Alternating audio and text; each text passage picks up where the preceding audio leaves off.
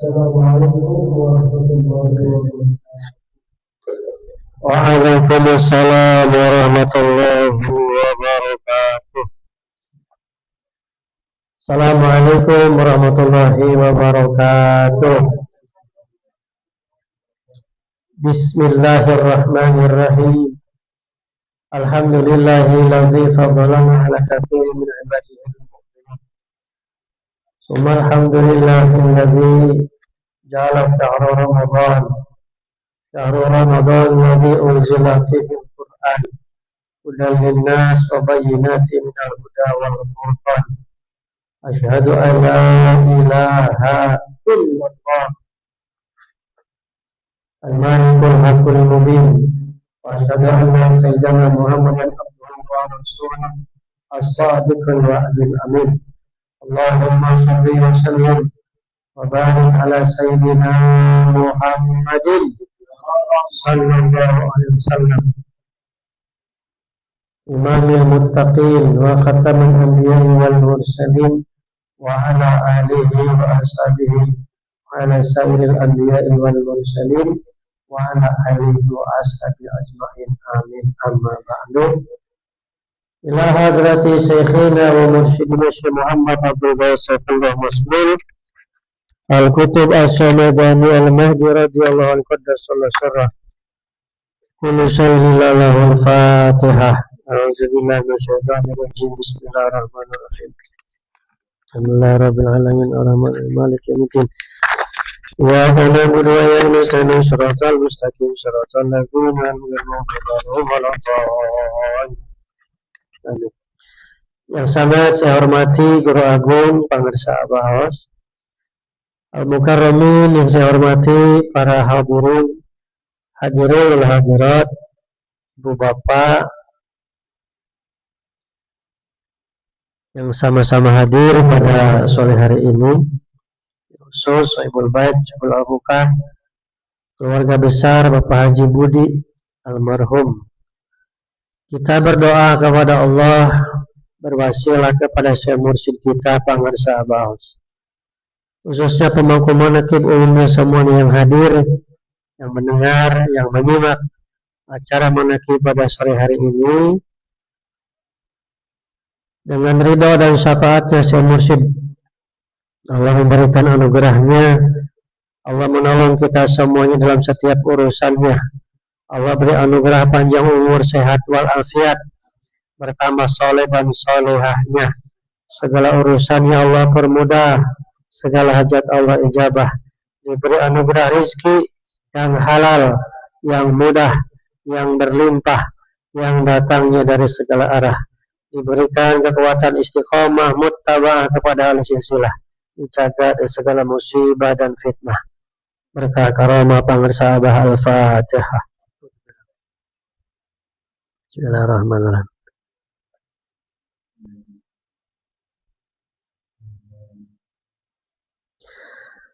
Bapak Ibu yang saya hormati,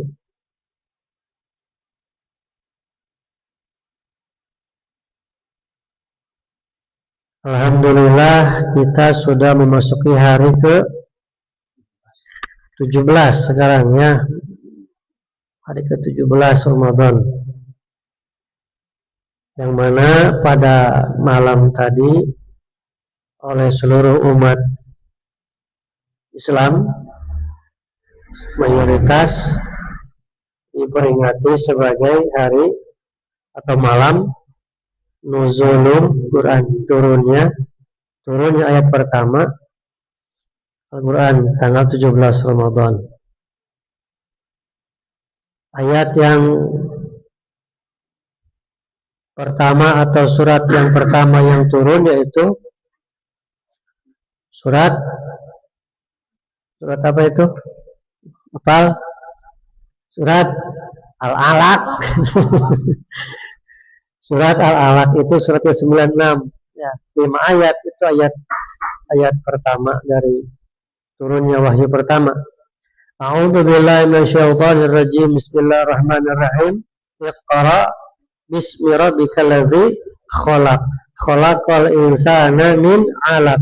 Iqra wa rabbukal akram allazi 'allama bil qalam 'allamal insana ma lam ya'lam. 5 ayat.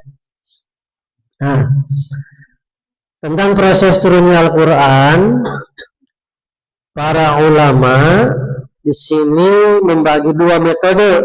Ini sudah dijelaskan, tapi saya diulang lagi. Jadi proses turunnya Al-Quran, ini kan ada yang belum, yang tidak hadir di Manakiban, jadi saya mengulang lagi. Proses turunnya Al-Quran, jangan di situ dulu, isi Al-Quran dulu. Al-Quran itu isinya berapa juz? 30 juz. Berapa surat? 114 surat. Jadi 114 surat ini mulai dari surat Al-Fatihah sampai surat Nas. Disimpul menjadi 30 juz. 30 juz berapa ayat?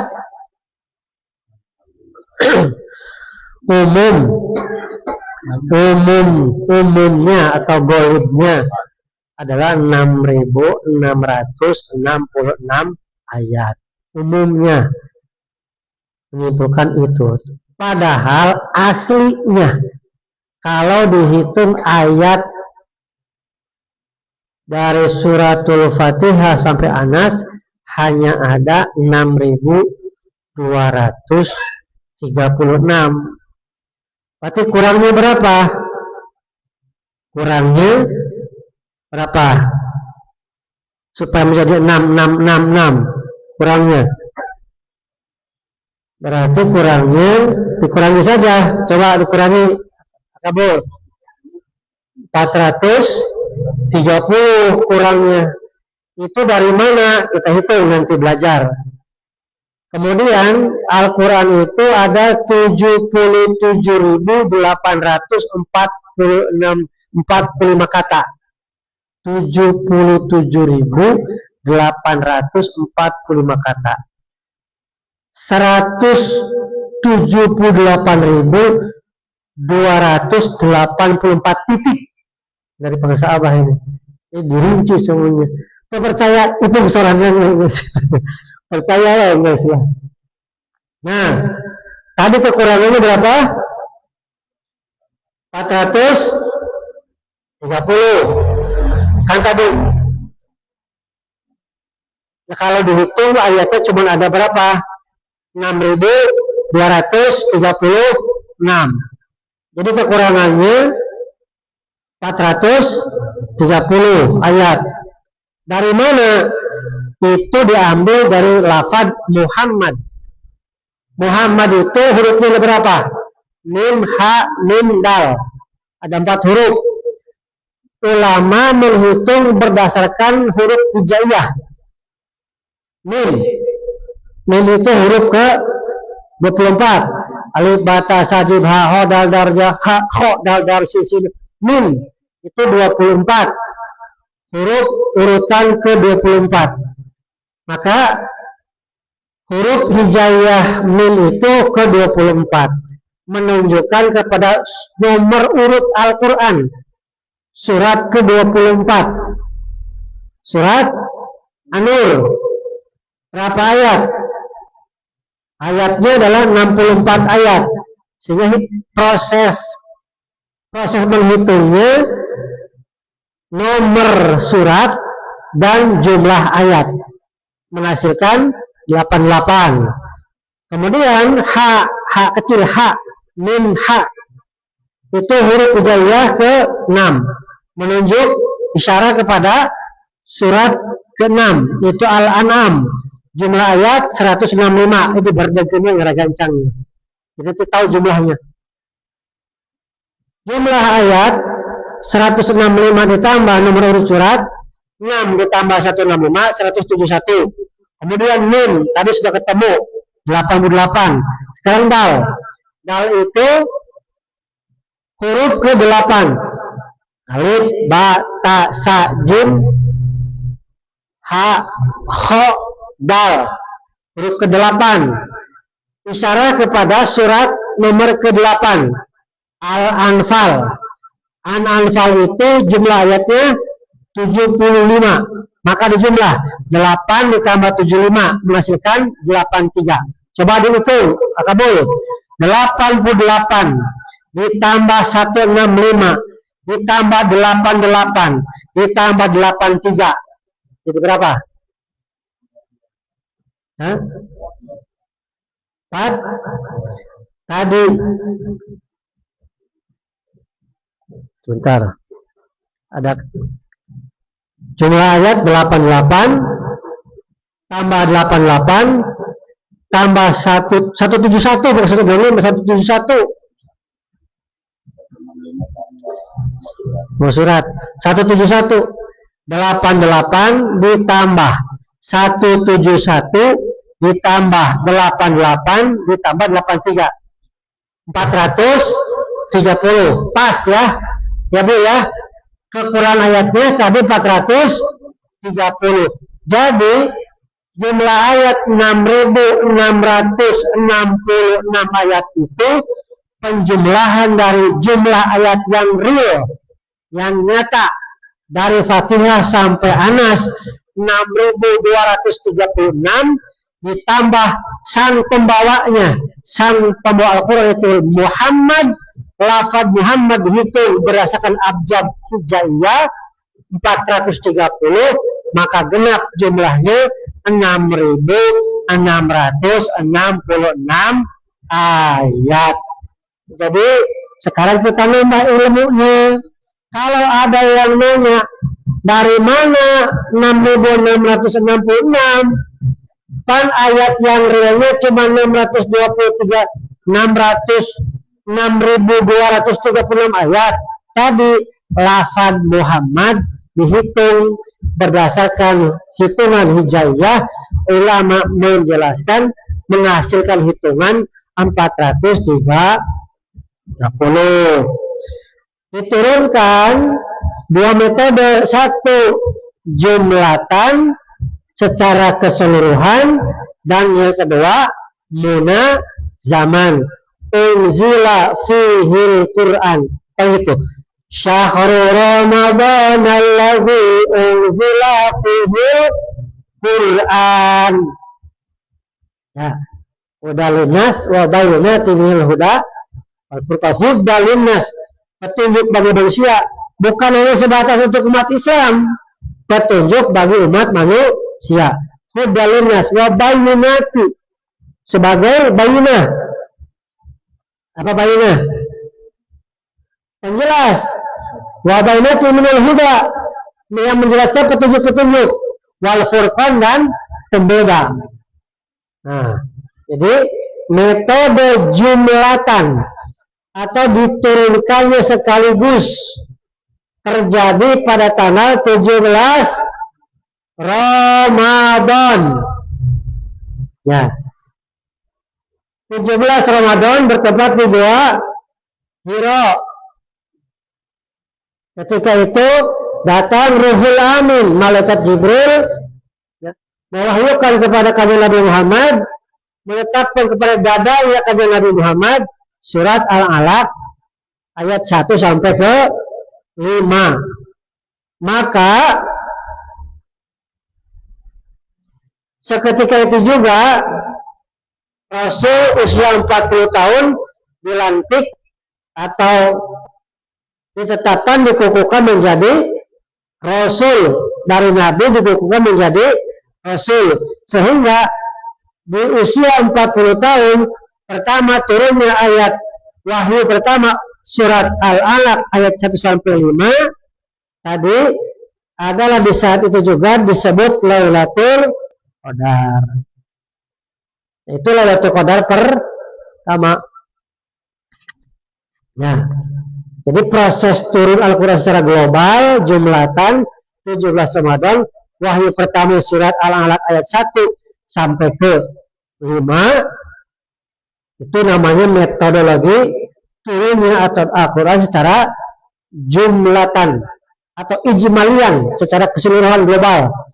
Kemudian metode yang kedua disebut munazaman, berangsur-angsur, proses ayat per ayat, surat per surat.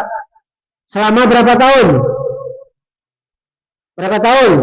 proses turunnya Al-Quran dari awal hingga selesai 22 tahun 2 bulan. Ini sejarah supaya tahu. Nah, 22 tahun 2 bulan.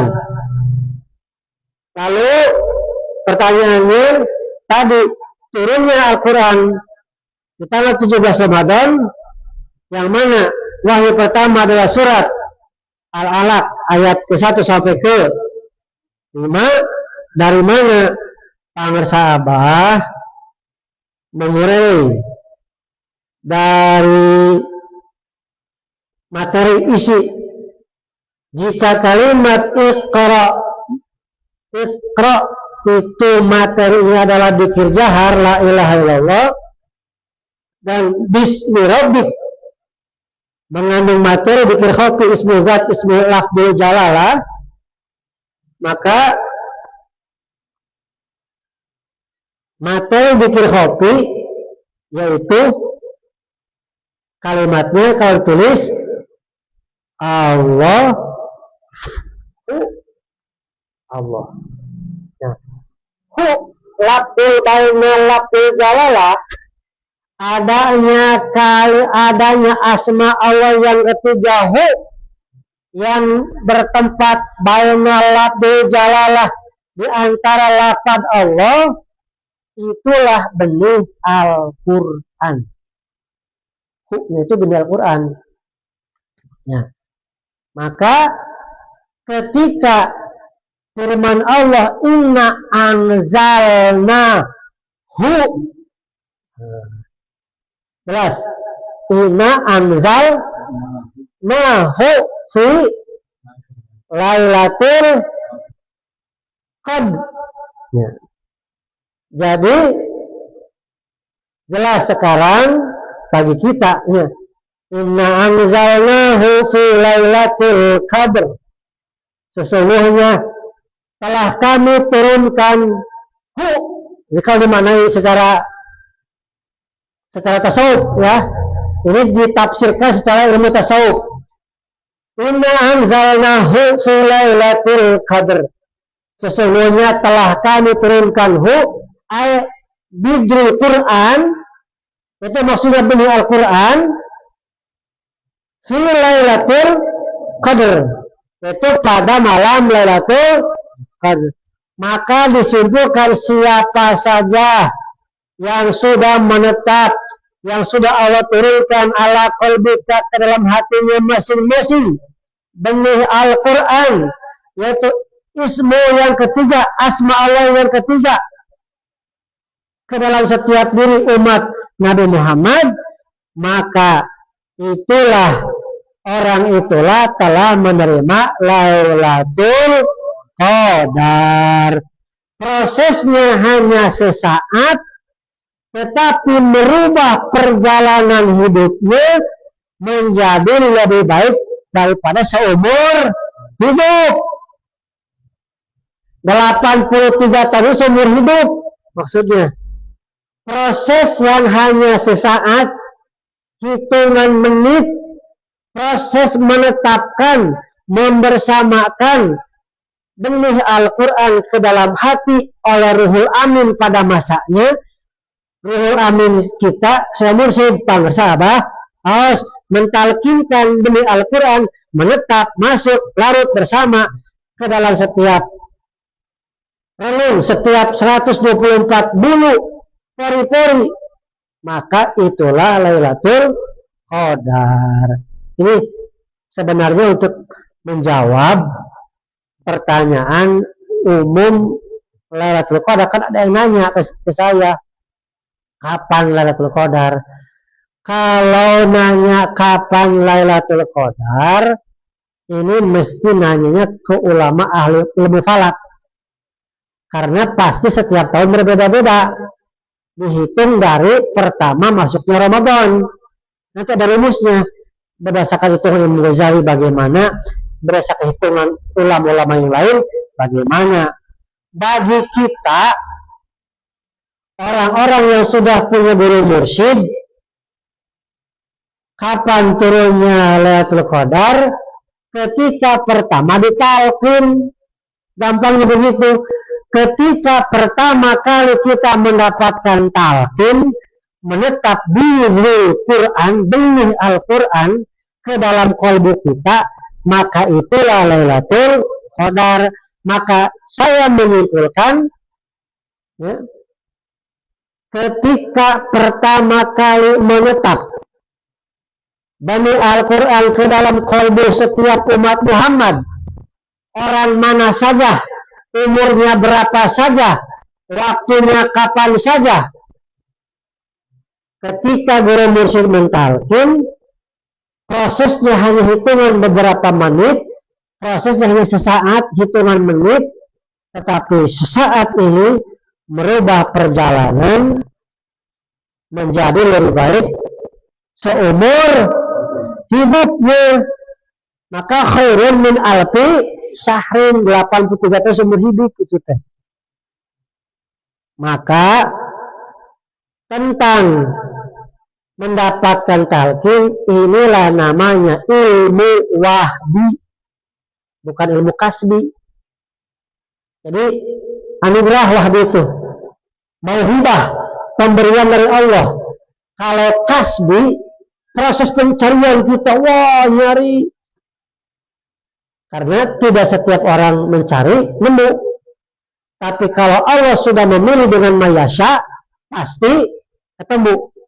Makanya talqin dzikir itu wahbiyah disebutnya, anugerah, mauhibah dari Allah, pemberian dari Allah dengan mayasya'nya Allah. Maka disinilah berlaku makna Bismillahirrahmanirrahim, huruf ba di dalam lafaz bis.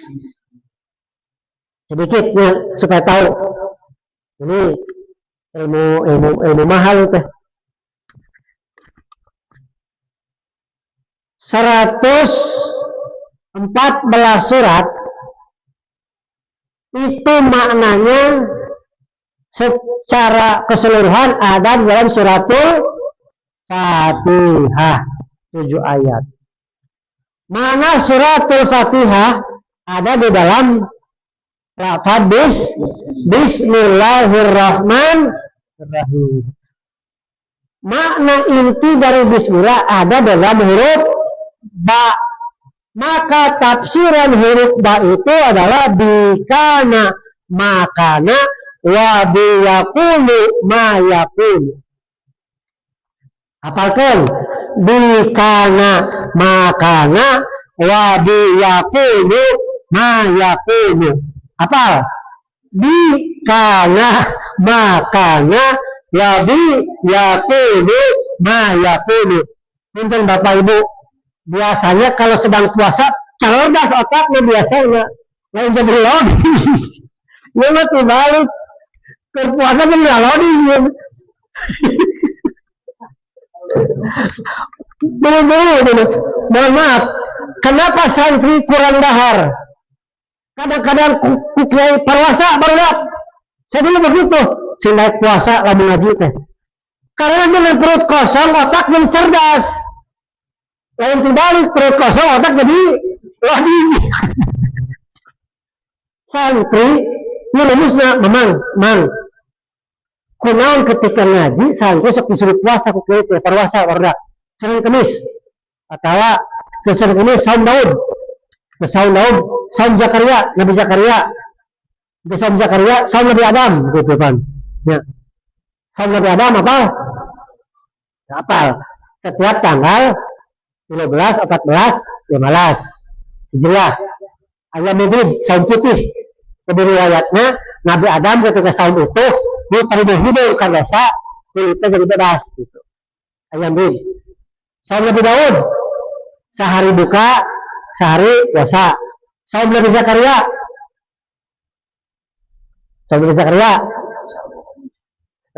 Selasa, Rabu, Kamis. Saum Nabi Idris, sepanjang tahun kecuali 5 hari. Idul Fitri, Idul Adha. Sekarang hari Tasrek cuma 5 dinten. Lamun rek bukan saum Nabi Idris sepanjang tahun kecuali 5 hari.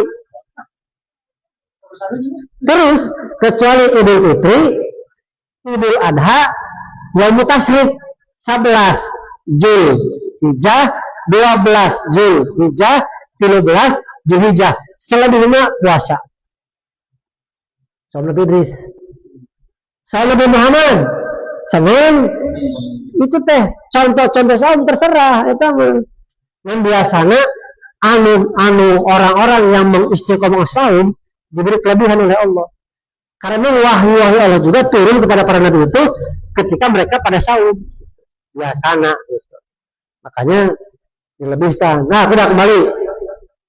Bikana makana wa biyakunu eta teh tafsir di surat huruf ba dina lafaz bis. Nah, maksudnya bikana makana wa biyakunu ma yakun. Nah, maksudnya ini terkait sareng sifat kudrat Allah. Dan kudrat Allah teh maha kawasa. Ari kudrat Allah sifat kudrat eta sifat ma'ani. Nyambungnya ke sifat 20. Sifat 20 kabagi 4. Hiji nafsiyah, 2 salbiyah, 3 ma'ani, 4 ma'nawiyah. Sifat nafsiyah nan hiji nyaeta wujud. Sifat nafsiyah teh sifat anu nuduhkeun kana zat dirina eta wujud. Allah teh wujud, ari wujud artina Allah teh wajib ayana Allah kekapihelaan kedipihelaan ku henteu ayana Allah, adanya Allah tidak perlu kepada yang mengadakan. Adanya Allah akan tetap ada ketika perkara yang diadakan ini semuanya tidak ada.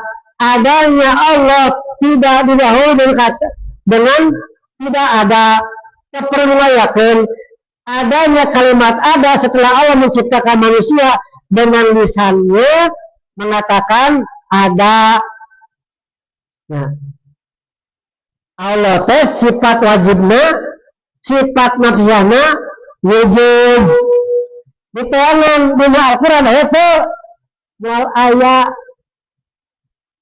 Nah, sama ulama menjelaskan. Lalu hubungannya bagaimana? Nggak bisa kedip. Sifat wujud yang pertama Imam Asy'ariyah menetapkan sifat wajib Allah itu yang pertamanya dikatakan wujud, Allah itu wajib adanya. Kita dulu masuk ke bahasa Arab. Di dalam tata bahasa Arab, kata ganti ada 3. Ini sebelum masuk ke bikana makana. Kata ganti itu ada sabaraha? Ada 3. Ngara cerdas itu. Jadi kayak orang lain itu paham. Rekin menjadi paham. Sifat wajib di Allah ayat 2. Yang pertamanya wujud. Di tangan dengan Al-Quran bicara nomor formal ayat wujud teh. Nah, supaya paham Allah itu wujud, maka masuk dulu ke bahasa Arab tentang kata ganti bahasa Arab. Di dalam bahasa Arab kata ganti ada 3. Hiji anak, 1 anak, 2 anta, 3 huwa. Anak aku, ya. Anta engkau, huwa dia. Apalagi anak aku, anta engkau, huwa dia. Ini mengilmiahkan sifat wajib Allah wujud teh eta memang Quran. Maka masuk dulu ke dalam bahasa Arab. Tadi anak artinya saya, aku, anak kecil, anak Luqman, anak Bayu, anak Kabul, anak sepul, anak jadi, anak nunu, anak didi, anak dadan, anak dani. Ini semuanya anak. Tetapi anak-anak ini semua pada saatnya akan tidak ada. Disebut mati. Yang akan tetap ada,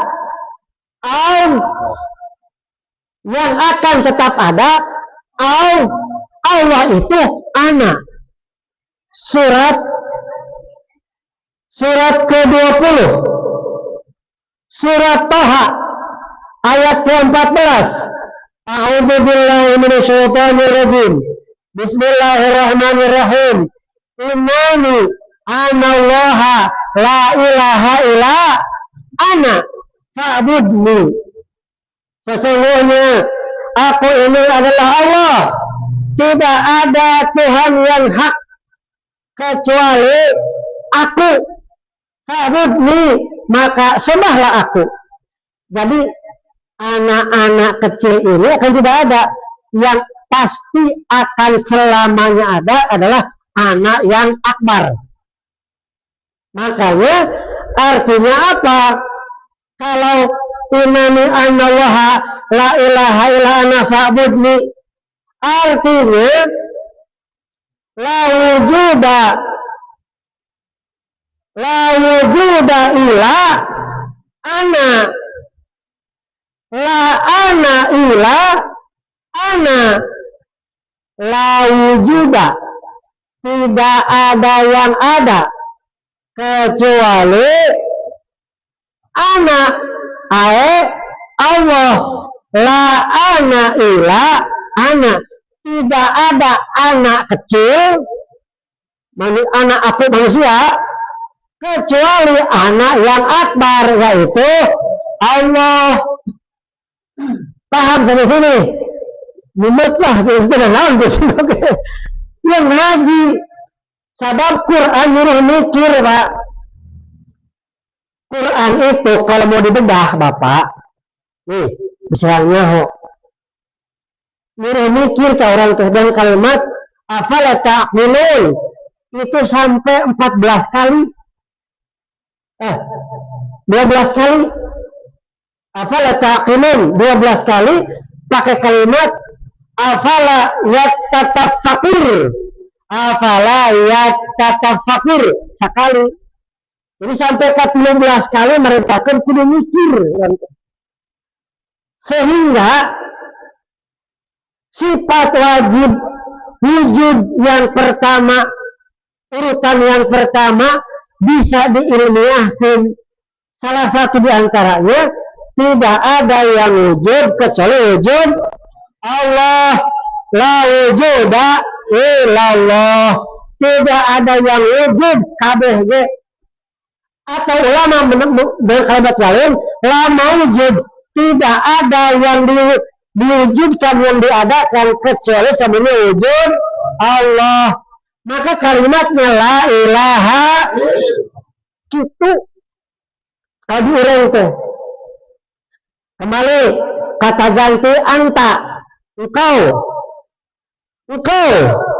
bayu, engkau kabul, engkau semua engkau. Nah, semua engkau.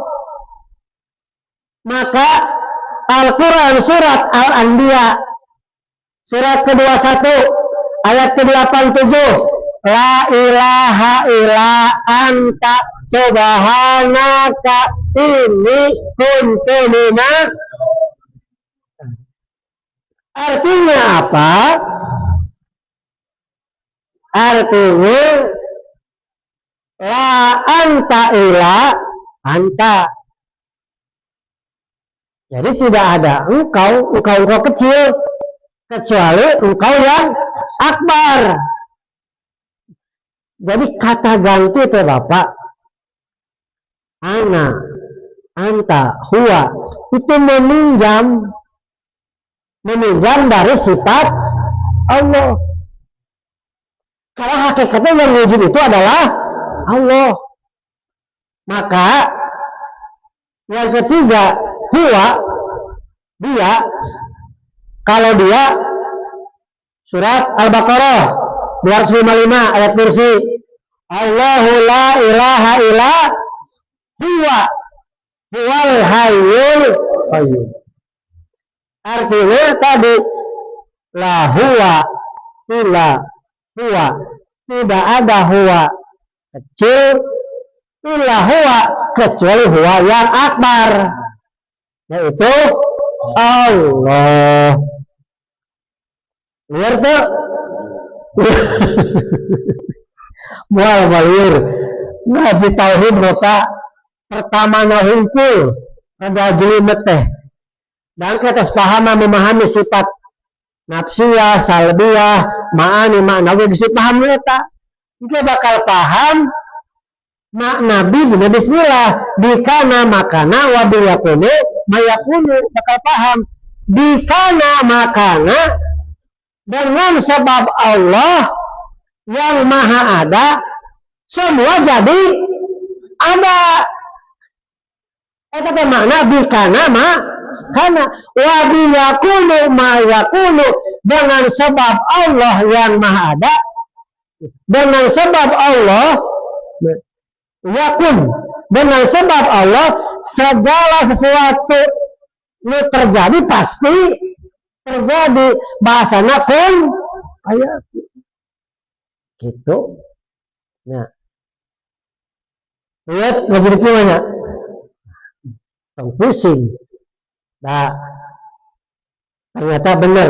Ya, bukti baru juga ngaji bab wujud diilmiahkan dengan korelasinya kata ganti dalam bahasa Arab, ayat per ayat sudah disampaikan.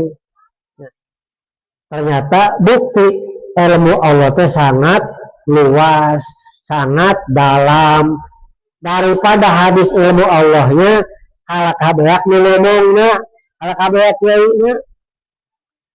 Nah, tadi yang saya sampaikan ini dalam rangka mengilmiahkan amaliyah dari para sahabat. Bisi disangkana dikir anu tetap pendina diri teh tidak bisa diilmiahkan, bisa dijabarkan. Termasuk sifat wujud dengan la ilaha illallah itu kita semuanya belajar memandang la maujuda, la maksuda, la ma'buda, la mahbub. Tadi dia la maksud tidak ada yang dituju kecuali hanya Allah. La mahbub tidak ada yang dicintai dengan yang sebenarnya kecuali mencintai Allah. La maujud tidak ada yang diadakan kecuali semuanya adalah wujud Allah. Itu semuanya bermuara dari la ilaha, dijabarkan ke ilmu tauhid teh supaya wawasan Bapak nambah paham ketika ada yang nanya, oh gini luar biasa la ilaha illallah teh gitu Bapak. Lain kerbesikan lain supaya paham. Nafsiyah itu menunjuk kepada sifat wujud, salbiyah sifat yang hanya di Allah, tidak layak di selain Allah. Sifat salbiyah, ulangi, sifat salbiyah adalah sifat yang hanya layak ada di Allah, tidak layak ada di selain Allah. Contohnya kidam, bako, mukhalafatul hawa, qiyamuhu, wahda, berapa? Satu ya lah, tinggal kidam, bako, mukhalafatul hawa disi, qiyamuhu binafsihi, wahda. Jadi sifat salbiyah teh 5 kidam, non kidam teh terdahulu. Tadi Allah mah maha terdahulu. Meme perkara nu diayakeun teh Allah mah geus aya. Ayana Allah teh butuh ngayakeun dan satu sekali atas. Kidam, bako, Allah mah tetap bakal aya. Ketika yang diadakan semuanya tidak ada. Allah mah tetap aya, bako teteh. Terus qiyamuhu binafsihi, Allah mah berdiri sendiri. Ayana Allah tuduh kanuna lamun Allah rek nyiptakeun ida arada sayaan ayaqula lahu kun, cukup gitu. Qiyamuhu binafsihi wahda. Nah, seperti tadinya tinggal Allah teh. Eta teh sifat salbiah atau salabiyah, sifat anu hanya aya di Allah, teu layak aya di salian ti sifat ma'ani.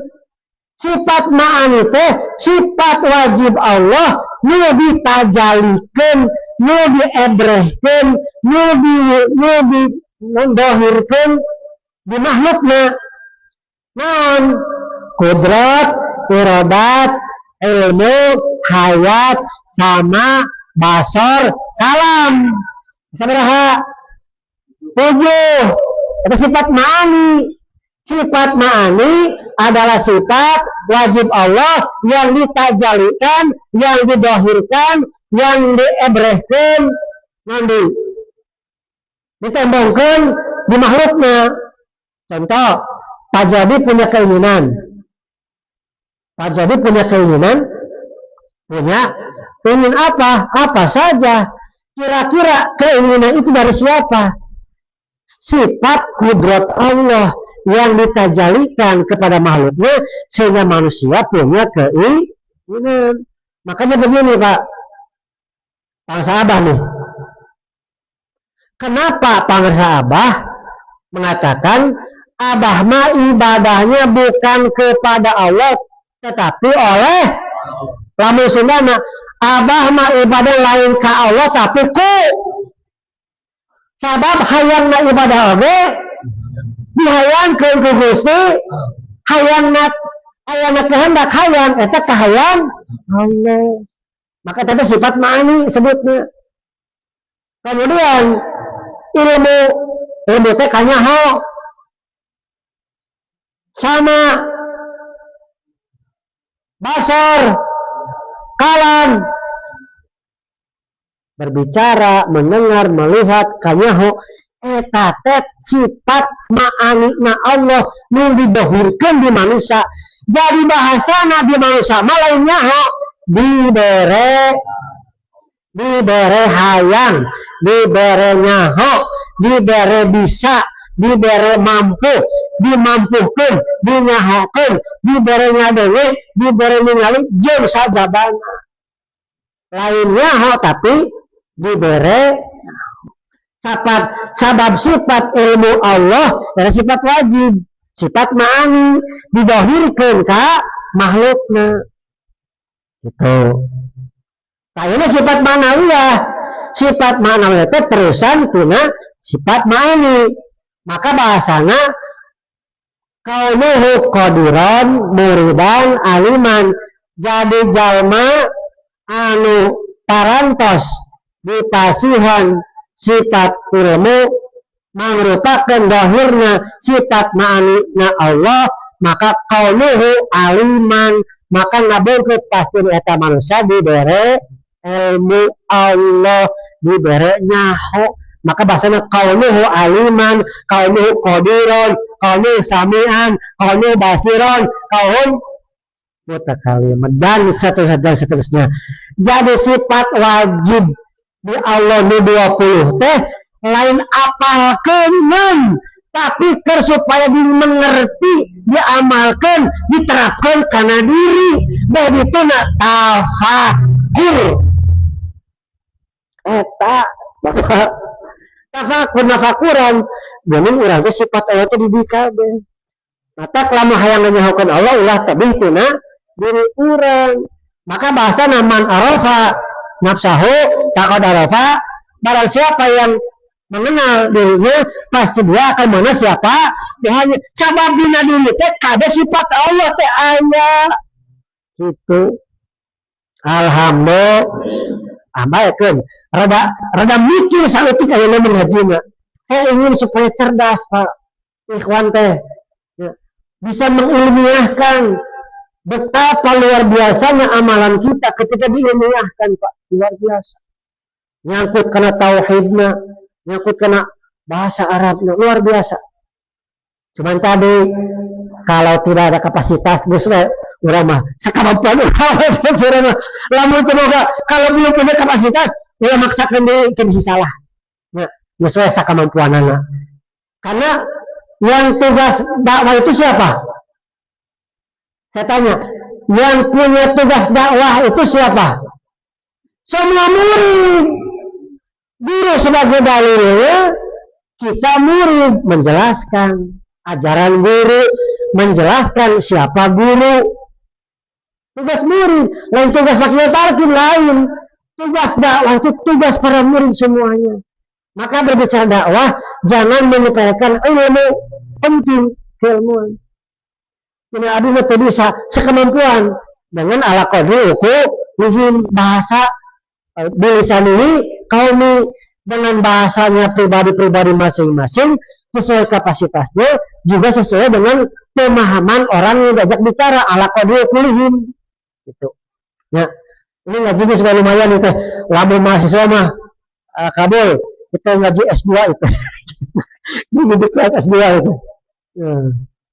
Lamun calon MA kudu ngaji nu kieu, kudu paham nu kieu. Teu paham nu kieu mah turun deui gitu. Lamun gelarna MA ditanya bab nu kieu, lamun ngarti bener kailmuanana. Lamun teu ngarti nu kieu turun deui geus ka siji gitu. Lain dipalekeun saking derajat ilmu teh kudunya orang teh. Ya. Maka bersyukur alhamdulillahilladzi fadalana. Tah, pas we urang mah nu kira-kirana aduh mah teu paham, menyesuaikan ya. Tapi sekiranya paham, kita punya tugas menjelaskan amalan ajaran guru mursyid secara ilmiah. Ini saya kasih tahu metodologi kalam. Suatu penjelasan mesti memiliki kaidah yang 3. Kenapa Lukman nyaho? Sabab saya terus menggali, Pak. Dikatakan seseorang berkalam, bersetemen, berargumen, mesti memenuhi syarat yang 3. 1, ilmiah. 2, objektif. 3, toleran. Ini mesti 3. Berbicara objektif maka berbasis data. Apa itu datanya? Qurannya mana, hadisnya mana, penjelasan kalam ulamanya mana. Baik data. Asal ngomong batas sok lah. Asal ngomong bahasa gambaran jeung hitut gitu. Kalau asal ngomong gambaran jeung hitut ketika ditanya selak-sak, mana dasar hukumnya? Anda ngomong begitu, dasar hukumnya apa? Kalau dasar hukumnya like or dislike termasuk. Suka dan tidak suka tidak masuk. Tetapi ketika Anda mengatakan berseteman A, maka Anda mesti membuktikan secara ilmiah basisnya data. Qurannya mana, hadisnya mana, kalam ulamanya mana. Gitu ngomongnya. Jadi bisa dipercaya lah begitu. 1, ilmiah. 2, objektif. Kalau memang benar, katakan benar, objektif. Kalau itu salah akui. Makanya supaya jangan terjadi perdebatan tadi, akui kelebihan orang lain, sadari kekurangan diri, jangan selalu memandang ke bola, tapi fokus pandangan tapi sekali-kali memuhasabah gitu. Jadi enak kalau gitu mah.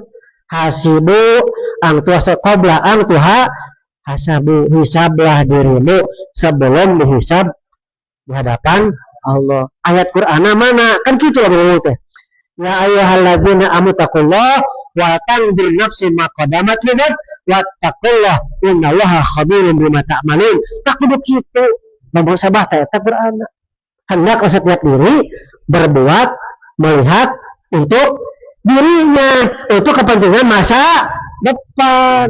Gitu. Jangan sibuk terus ngorek-ngorek kesalahan. Atur misalnya, jangan. 1, ilmiah berbasis data. 2, objektif. Jangan dikatakan karena ini karena saya dengan ada dan dekat.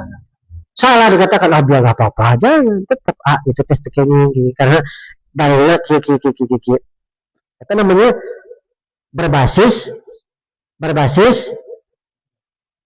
tadi berbasis data dan objektif.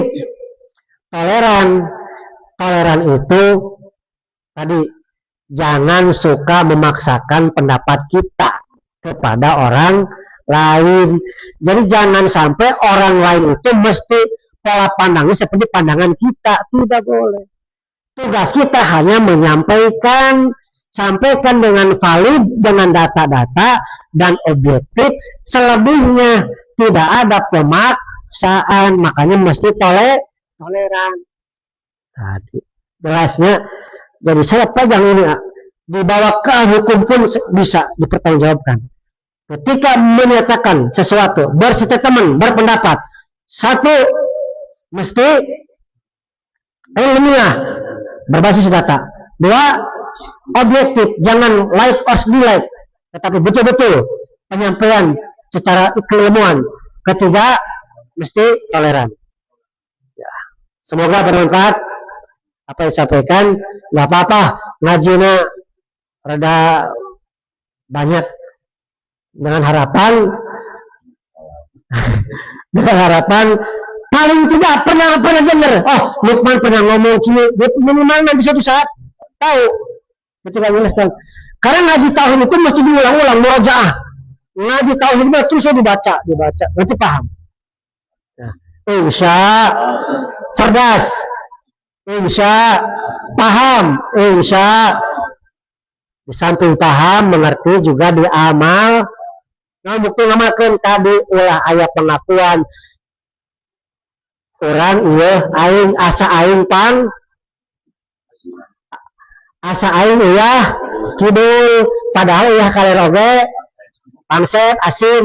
Maksudnya kadini saya ingin menjelaskan ini teh supaya sirna kabeh naon perkara urang mah titipan.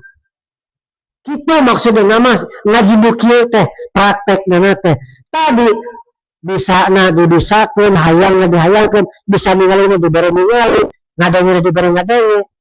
Cuman tadi kita apa yang diberikan, apa yang kita dengar, apa yang kita lihat, apa yang kita terima dalam hati, syukuri dengan cara ngamalkan amalan dengan sebaik-baik. Fokus karena kekurangan diri masing gitu. Aman gitu mas sudah. Nah, fokus memperbaiki ke dalam. Jangan fokus terus keluar.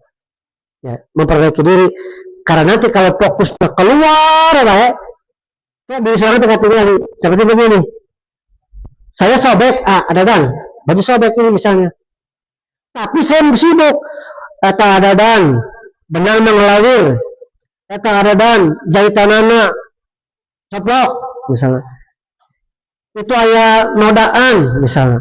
Jadi sibuk melihat noda orang lain di pakaian orang lain, kemudian benang melawir di orang lain, tetapi sobek pakaian sendiri diurus, itu yang tidak boleh. Yang terbaik sibukkan dengan memperbaiki diri masing, dengan tetap kita terus berdakwah, menyampaikan ajaran guru, mengenalkan guru sesuai dengan keilmuannya masing, dan jangan memaksakan diri ke orang. Sudah aman kalau begitu. Alhamdulillahirabbil alamin. Terima kasih, semoga bermanfaat. Wassalamualaikum warahmatullahi wabarakatuh. Allahumma shalli ala